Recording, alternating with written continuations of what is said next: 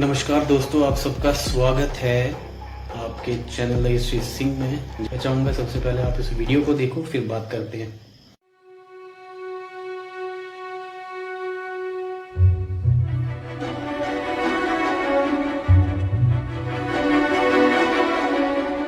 हम इस वक्त वादी चिनाब के भद्रवाह इलाके में आए हैं, जिसे सगीर कश्मीर भी कहा जाता है। ये इलाका न सिर्फ अपनी सरसब्ज पहाड़ों से मशहूर है, बल्कि यहाँ की रिवायत और सकाफत के लिए भी जाना जाता है। हम इस वक्त रतनगढ़ के फोर्ट में हैं, जिसको सन 1733 में यहाँ के चंबा का जो राजा था, उन्होंने तामीर करवाया था।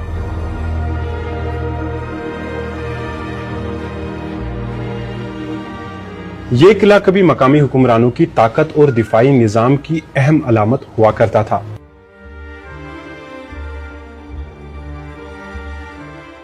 ये दीवारें अपने अंदर सकाफत के अलावा तारीख भी समेटे हुए हैं। सन 1919 में इस किले को एक जेल में तब्दील किया गया था और उस जेल में कश्मीर के पहले वजीर आजम शेख मोहम्मद अब्दुल्ला को इसी किले की दीवारों में कैद किया गया था।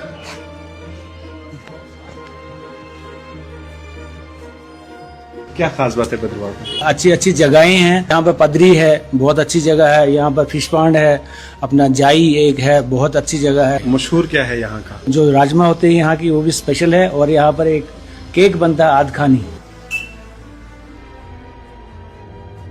लोक वर्षा, सूफी रिवायत, जियारत गाहों, मजहबी रवादारी, सयाहत, जंगलात के सबब ये खित्ता अपनी एक मुनफरिद शिनाख्त रखता है।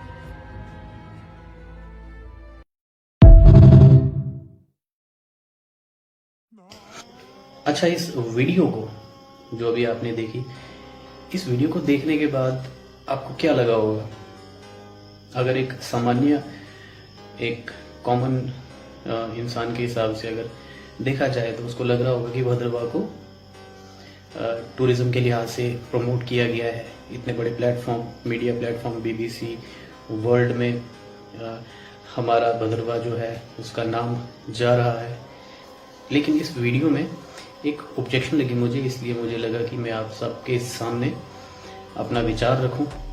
दोस्तों, जब मैंने ये वीडियो देखी तो मुझे लगा कि सिर्फ इस वीडियो के थ्रू टूरिज्म को प्रमोट करना इस वीडियो का मकसद नहीं हो सकता है। क्योंकि दोस्तों, आपको पता है भद्रवाह जो है अपनी कल्चरल आइडेंटिटी के लिए, यूनिक कल्चरल आइडेंटिटी के लिए जाना जाता है। जहाँ का प्रमुख जो कल्चर है, जो बेस है भद्रवाह का, जो बेसिक कल्चर है, नाग कल्चर है। आप सबको पता होगा कि हमारे यहाँ पर बासक नाग जी की भूमि कहा जाता है इसको। भद्रवाह बल्कि जम्मू और इवन की पूरा हिमालयन रेंज जो हमारी आती है, उत्तराखंड से अगर आप वेस्ट साइड पे जाते हो, हिमाचल आता है आपका, भद्रवाह, जम्मू, ये पूरा JNK स्टेट आता है। ये सारा का सारा कहीं ना कहीं नाग कल्चर, ओरिजिनली जो है नाग कल्चर से जुड़ा हुआ है। और अगर आप हिस्ट्री भी पढ़ते हो तो हिस्ट्री में कश्मीर जो है, उधर के ओरिजिनल जो इनहेबिटेंट्स हैं, जो वहाँ के ओरिजिनल नेटिव्स हैं, उनको नाग ट्राइब ही कहा जाता है। इसका आपको सारा उल्लेख जो है राजतरंगिणी या नीलमत पुरानी या कोई भी पुराना ऐतिहासिक ग्रंथ उठा लीजिए, उसमें आपको देखने को मिलेगा। इसी तरीके से भद्रवाह जो है, इसकी पहचान भी जो है वो नाग कल्चर से की जाती है।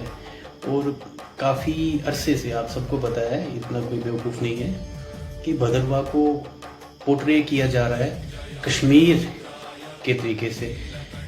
हमेशा भद्रवाह को अलग अलग प्लेटफॉर्म्स में, मीडिया पे या कहीं पर भी आप देख लो, तो भद्रवाह को मिनी कश्मीर सोब्रेके से जोड़ा नाम से बुलाया जाता है कि भद्रवाह जो है मिनी कश्मीर है। तो यहाँ के लोगों को काफ़ी ज़्यादा एतराज़ है इस नाम से, क्योंकि आज का जो कश्मीर है, हम नहीं चाहते हैं कि हम उसके साथ लिंक्ड हों। हमारी छवि ऐसी बने कि जो आज मॉडर्न कश्मीर की है। हाँ, अगर कश्मीर से आपने हमें जोड़ना है तो हमें उससे कोई दिक्कत नहीं है, लेकिन हाँ, आइडेंटिटी वही वाली हो जो ओरिजिनल कश्मीरी आइडेंटिटी है, जिसको हम नाग बोलते हैं, नाग कल्चर बोलते हैं। और इस वीडियो में बहुत बारीकी के साथ भद्रवाह को आप देखना, आपको भद्रवाह का इसमें एक छोटा सा अंश भी नहीं दिखेगा। अगर आप ये वीडियो देखोगे और अगर इसकी कमेंट्री आप बंद कर दोगे और आप इसमें जो सबटाइटल चल रही है इंग्लिश या हिंदी में वो भी आप बंद कर दोगे, आप बता ही नहीं सकते कि ये भद्रवाह है। आपको सामने देख के लगेगा ये कश्मीर है। क्यों? क्योंकि वीडियोग्राफी इस तरीके से की गई है, इस तरीके से इस चीज़ को पोर्ट्रे किया गया है कि इंटरनेशनल लेवल पे भद्रवाह जो है वो कश्मीर की तरह दिखे या कश्मीर से रिप्रेजेंट हो। बहुत बारीकी के साथ इसको मिनी कश्मीर पोर्ट्रे करने का एक जो पहले तो ये ग्राउंड लेवल पे कर रहे थे, लेकिन अब इन्होंने इतने बड़े मीडिया के प्लेटफॉर्म पे इस चीज़ को इस तरीके से पोर्ट्रे किया, तो ये एक अलार्मिंग चीज़ है।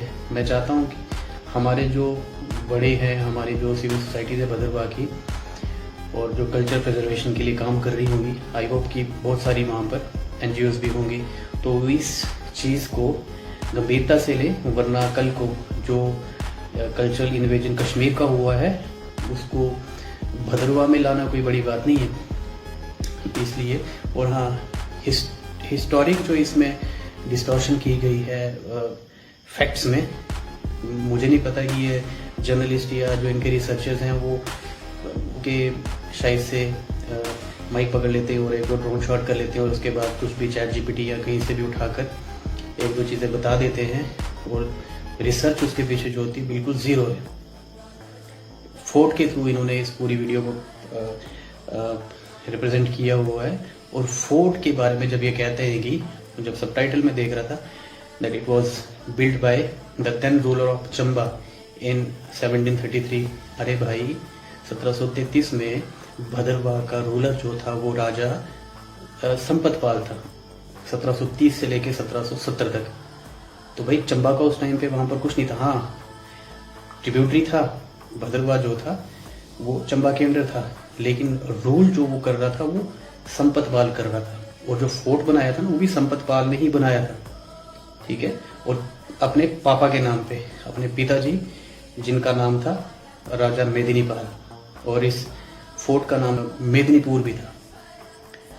और वो चीज़ें आप मेंशन नहीं करते हो, सीधा इतना बता दिया कि चंबा के रूलर ने बनाया था। चंबा का तो रूलर था ही नहीं, उसने बनाया ही नहीं था। हाँ, चंबा का जो गवर्नर था वजीर रत्नु, जिसके नाम पे ये रतनगढ़ जिसको बोला जाता है, वजीर रतन या वजीर रत्नु जो चंबा का था, और वो 18th सेंचुरी का था ही नहीं, वो 19th के बिगिनिंग में, 19th सेंचुरी के बिगिनिंग में पहाड़ चंद के टाइम का था।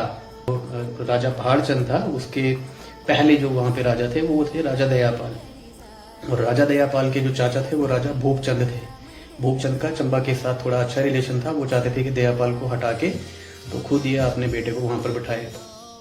तो इसीलिए चंबा ने भूपचंद के साथ मिलकर दयापाल को वहां से डिपोज कर दिया और उनके बेटे पहाड़ चंद को वहां पे रखा। और पहाड़ चंद के पापा जो भूपचंद थे वो चंबा के थ्रू थे, तो इसीलिए चंबा ने अपना गवर्नर भी वहां पे रखा। बाद में उस चंबा के गवर्नर जो वजीर रत्नु, जिसने बाद में उस फोर्ट का कुछ हिस्सा बनाया था, उस वजीर रत्नु को भद्रवाह के लोगों ने मारा था। चलो ये खैर अलग बात होगी, ये भद्रवाह का इतिहास है। जो इस वीडियो में गलत बताया गया कि चंबा के रूलर ने बनाया, वो गलत हो गया। कंप्लीट इन्फॉर्मेशन ये है कि भद्रवाह के रूलर संपतपाल ने 1730 और 60 के बीच में, 70 के बीच में इस फोर्ट को बनाया था अपने पिता राजा मेदिनीपाल के याद में। और इसका कुछ अंश जो है बाद में वजीर रत्नु ने बनाया था, जो चंबा का गवर्नर था, राजा नहीं था। और उस वजीर रत्नु को बाद में भद्रवाह के लोकल जो लोग थे उन्होंने मारा था। और उन लोगों में मारने वाले जो थे, भद्रवाह का एक काफ़ी पॉपुलर नाम है शक्तु कोतवाल जी, उन्होंने उसको मारा था, उनके लोगों ने मिलकर मारा था। और बस यही मेरी कुछ चीज़ें थी, शिकायत थी। एक तो हिस्टोरिक जो इन्फॉर्मेशन जो है कम्प्लीटली इसमें नहीं बताई गई है। दूसरा ये है कि बहुत ही बारीकी के साथ इसको मिनी कश्मीर पोर्ट्रे किया जा रहा है, जो बिल्कुल गलत है। अगर आपने पोर्ट्रे करना है तो आप भद्रवाह को नाग कल्चर, भद्रवाह का जो नाग कल्चर है उसको भद्रवाह की कल्चरल आइडेंटिटी के साथ जोड़ के पोर्ट्रे करिए, कोई दिक्कत नहीं है। आप बायस नहीं हो सकते हैं कि अगर आप इतने बड़े प्लेटफॉर्म पे हो तो आपकी रिसर्च चाहे वो किसी भी लेवल की हो वो क्लियर होनी चाहिए, अनबायस्ड होनी चाहिए। आपको दुनिया देखती है और इतने ऊंचे लेवल पे जाके अगर ये छोटी छोटी हरकतें करते हैं तो गलत चीज़ है। और मैं भद्रवाह की जो आवाम है उनसे भी कहूँगा कि आप लोकल लेवल पे सेमिनार्स कंडक्ट करवाइए, लोगों को जागरूक करिए कि भद्रवाह का ट्रू कल्चर क्या है, भद्रवाह की कल्चरल आइडेंटिटी क्या है। वरना वो समय दूर नहीं है, क्योंकि हमारी जनरेशन जो है, आने वाली जो जनरेशन है वो ऑलरेडी कल्चर से थोड़ा दूर है। तो उनको प्रोएक्टिव बनाना ज़रूरी है, ताकि ये छोटी छोटी जो कोशिशें हो रही हैं कल्चर इन्वेजन की, ये थम जाएं और एक ट्रू आइडेंटिटी जो है वो सामने होकर आए। और दैट इज़ इट। अगर आपको लगता है कि मैंने जो बात कही है वो सही है गलत है, तो आप उसका जो भी आपका ओपिनियन है वो भी आप कमेंट बॉक्स में लिख सकते हैं, ताकि अगली बार मैं कुछ और इन्फॉर्मेटिव वीडियो जो है इसी के रिगार्डिंग बनाऊं, कंप्लीट वीडियो बनाऊं। धन्यवाद।